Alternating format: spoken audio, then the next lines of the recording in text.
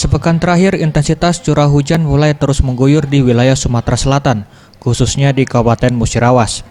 Mulai tingginya curah hujan yang hampir setiap hari membuat sejumlah aliran sungai di Kabupaten Musirawas, debit airnya kini mengalami peningkatan.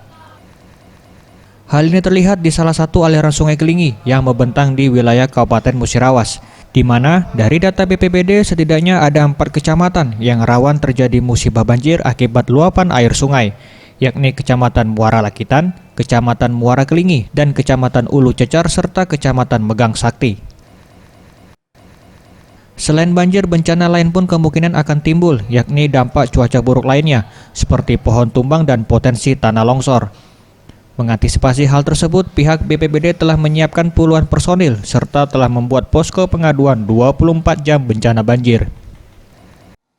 Kecamatan Muara Lakitan, Muara Kelingi, Cecar, termasuk daripada Megang Sakti, luapan sungai. Dan biasanya apabila musim penghujan ini, masyarakat juga berhati-hati terhadap tumbangnya pohon. Sementara itu, pihak BPBD Musirawas terus menghimbau warga yang tinggal di sepanjang bantaran aliran sungai agar tetap waspada agar dapat mengantisipasi kemungkinan buruk di saat memasuki musim penghujan.